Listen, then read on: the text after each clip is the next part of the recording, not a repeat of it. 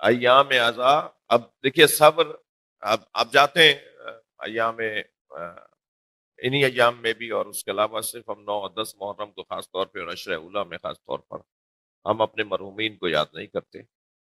ہم اپنے عزیزوں میں کوئی رحلت ہو جائے تو اس کے ہاں فاتحہ کے لیے یا اس کے لیے دعائے مغفرت کے لیے نہیں جاتے، اس لیے کہ ہمارے پاس سب سے بڑا غم، یہ ہمارے بزرگوں نے ہمیں تربیت کی ہے، ان ایام میں ہم صرف امام حسین کو یاد کرتے ہیں، اور پھر سال بھر یہ عمل رہتا ہے. تو جب آپ جاتے ہیں نا تو آپ اس عمل کو کہتے ہیں تعزیت کرنے گئے. کہاں جا رہے ہو بھائی؟ تعزیت کرنے جا رہے ہیں.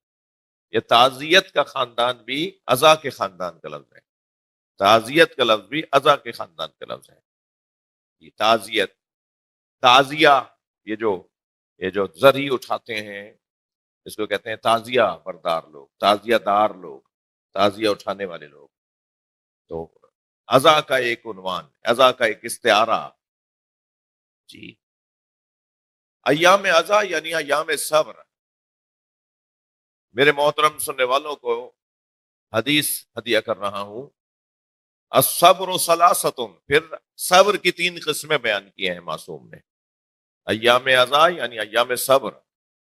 اور ایام صبر، یہ صبر کیا ہے؟ الصبر ثلاثۃ، صبر کی 3 قسمیں.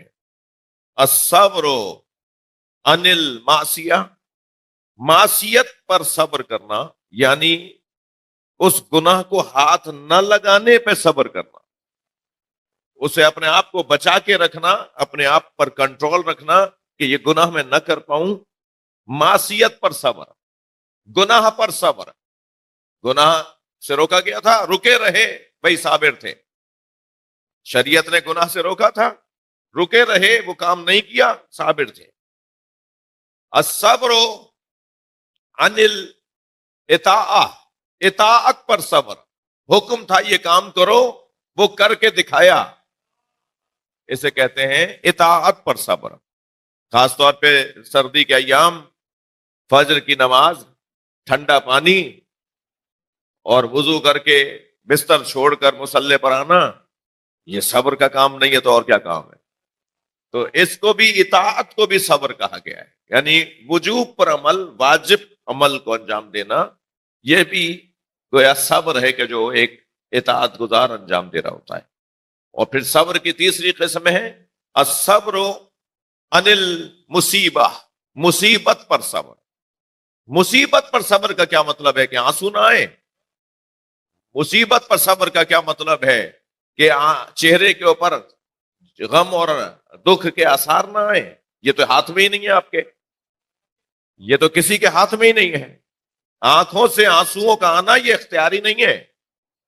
دیکھیے، علم سکھایا جاتا ہے، ہنر سکھایا جاتا ہے، محبت سکھائی نہیں جاتی. محبت ہوتی ہے. محبت کوئی کسی مکتب میں، کسی مدرسے میں، کسی اسکول میں، کسی اکیڈمی میں پڑھانے والی چیز نہیں ہے کہ وہاں چلے جاؤ تو محبت پڑھائی جاتی ہے. صلوات پڑھیں ذرا محمد و آل محمد. اللہم صلی علی محمد و آل محمد. میرے عزیز، تم باہر فرش بچھاتے رہو گے تو یہ تو سارے باہر ہی بیٹھتے رہیں گے، تو انہیں تو اندر بٹھا لانے کا کہو نا. پھر جب لوگ زیادہ ہو جائیں تو پھر بچھا دینا فرش. ایک اور بلند صلوات پڑھیں. اللہم صلی علی محمد. اس سے بھی بلند صلوات نبی کی ذات. اللہم صلی علی محمد و آل محمد.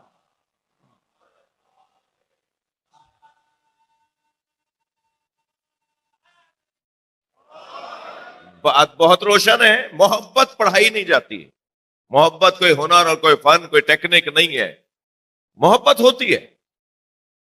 اچھا، محبت ہوتی ہے کا مطلب ہے محبت فطری ہے. اسی لفظ کو اگر میں بدل کے کہوں، یہ کام ہوتا ہے بھائی، یعنی یہ فطرت ہے. بھوک لگتی ہے یا بھوک کو پڑھایا جاتا ہے کہیں؟ پیاس کو کہیں سکھایا جاتا ہے کہ جاؤ سیکھ کر آؤ پیاس کیسے لگتی ہے؟ جتنی بھی فطری چیزیں ہیں وہ ہوتی ہیں، انہیں سکھایا نہیں جاتا ہے.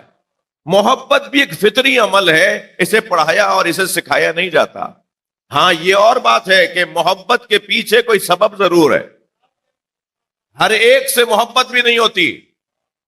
بھائی محبت ہوتی ہے تو سب سے ہوتی نا. صلوات پڑھیں ذرا محمد و آل محمد.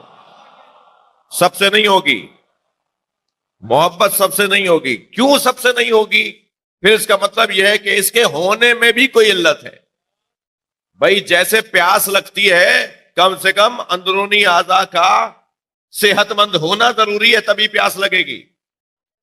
معدے کا کام کرنا ضروری ہے تب بھوک لگے گی. ایسے ہی محبت ہوتی ہے تو اس کے پیچھے جو چیز شامل ہے کار فرما ہے وہ ہے علم، وہ ہے تقوی، وہ ہے حسن، وہ ہے جمال، وہ ہے شجاعت، وہ ہے سخاوت. جتنے بھی کمالات ہوں گے اتنی ہی محبت بڑھتی چلی جائے گی.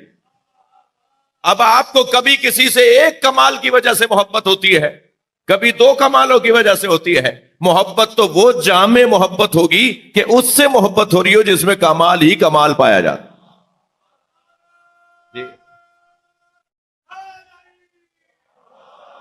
تمام تر کمالات اگر ایک جگہ پر جمع ہوں تو لا محالہ بے محابہ فطرتاً محبت ہوگی. ایک انسان کے اندر، ایک وجود کے اندر شجاعت بھی ہو، بھائی بہادر ہے، بھائی سخی ہے، بھائی حسین ہے، بھائی کرسی بھی اس کے پاس سب سے بڑی ہے، اور کرسی بھی ایسی کرسی ہے جو کسی کے دینے پہ نہیں ملی، نہ کسی کے چھیننے پہ چھنے گی. وہ کرسی بھی آسمانی کرسی ہے. وہ پھٹے بوریے پر بھی بیٹھا ہو تو یہ امام ہے. یہ اس کیفیت کا حامل صاحب منصب. جی. تمام تر کمالات کا مجموعہ اگر کوئی گھرانہ ہو تو پھر اس سے محبت فطری ہے. ایک جانب فطرت نے اس گھرانے سے ہمیں جوڑا، توجہ چاہوں گا اس جملے پر. ایک جانب فطرت نے ہمیں اس گھرانے سے جوڑا، دوسری جانب اللہ کا ارادہ، وہ بھی یہی چاہتا ہے کہ ان کے ساتھ جڑے رہو. اور پھر تیسری جانب نبی مکرم کی دعا. انہوں نے مولا علی اور جناب زہرا کے عقد کے موقع پہ دعا کی تھی، یا اللہ ان دونوں کی نسل میں ایسے لوگ مجھے عطا کر کہ ساری انسانیت ان کی طرف رجوع کرے.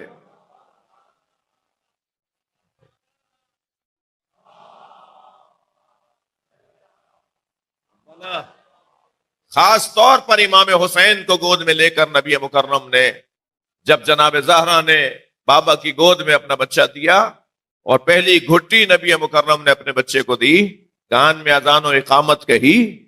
سرکار نے امام حسین کے کان میں اذان و اقامت کہی اور اس کے بعد دونوں ہاتھوں کو اٹھا کر ایک دعا مانگی. یہ اتنا بڑا مجمع، لوگ حیران پریشان ششدر ہیں کہ اس ملک میں اتنے شیعہ رہتے ہیں. یہ 10 دنوں میں کہاں سے نکل کے آ جاتے ہیں؟ یہ سال بھر میں تو اپنے عزیزوں کے جنازوں میں اتنا نہیں آتے، یہ جتنا 10 دنوں میں یہ گھر سے نکلے ہوئے ہوتے ہیں. ہر جگہ مجمع ہی مجمع، ہر جگہ مجمع ہی مجمع. ایسا لگ رہا تھا جیسے پورا پاکستان ہی شیعہ ہو. یہ کہاں سے نکل آئے اتنے لوگ؟ یہ کیا ہوا ہے؟ یہ نبی کی دعا ہے. امام حسین کو گود میں لے کر سرکار نے وہ دعا مانگی تھی جو حضرت ابراہیم نے حضرت اسماعیل کے لیے مانگی تھی. ربنا فاجعل افئدة من الناس تهوی الیہم. صلوات پڑھیں محمد و آل.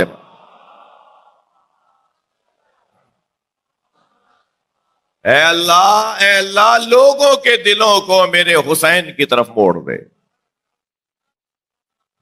لہذا عزاداری میں صرف شیعہ نہیں ہوتے، عزاداری میں صرف شیعہ نہیں ہوتے، ایک بڑی تعداد میں غیر شیعہ، حتی غیر مسلم.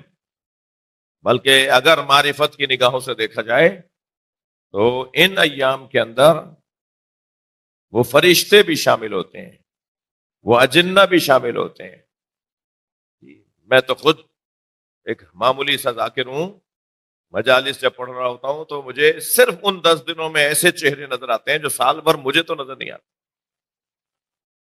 میں یہ تنقید نہیں کر رہا، تعریف کر رہا ہوں. اتنی بڑی تعداد میں کچھ لوگ نظر آتے ہیں ہر مجلس میں کہ جو یہ سال میں ایک دفعہ نظر آتا ہے، بس اسی مجلس میں آتا ہے، یہ سال میں ہی نکلتا ہے گھر سے، یعنی مجلس میں آتا ہے. یہ ایسا ہوتا ہے. ہمارے پاس احادیث ہیں، ہمارے پاس روایات ہیں کہ جب چاند محرم کا نمودار ہوتا ہے تو جبریل امی امام حسین کا خون بھرا کرتا لے کر فضائے زمین پر آ جاتے ہیں، فضائے زمین پر آ جاتے ہیں. اور وہ عصر عاشور تک، شہادت امام حسین تک، گویا شام غریبہ تک فضا میں معلق رہتا ہے، پوری فضا سوگوار ہوتی ہے۔ بہت ساری چیزیں مجھے اور آپ کو نظر نہیں آ رہی، بہت ساری آوازیں مجھے نہیں آ رہی، جی بہت ساری چیزیں ہمیں نظر نہیں آ رہی۔ ضروری نہیں ہے جو ہمیں نظر نہ آ رہا ہو وہ نہیں ہے، کچھ اثرات ہیں جو ماحول کے اوپر پڑتے ہیں، کچھ اثرات ہیں، ان اثرات کو سہارا دیتی ہیں روایات اور احادیث، کہ احادیث کے اندر کچھ اس طرح کے پیغامات ہیں۔ زمین روتی ہے، آسمان روتا ہے، اب ہمیں سنائی نہیں دے رہا تو یہ مسئلہ تو ہمارا ہے کہ ہمیں سنائی نہیں دے رہا، لیکن احادیث کہتی ہیں کہ ماحول کچھ ایسا ہی ہے۔ اللہ چاہتا ہے کہ حسین مولا سے محبت کرنے والے زیادہ سے زیادہ ہوں، اللہ چاہتا ہے۔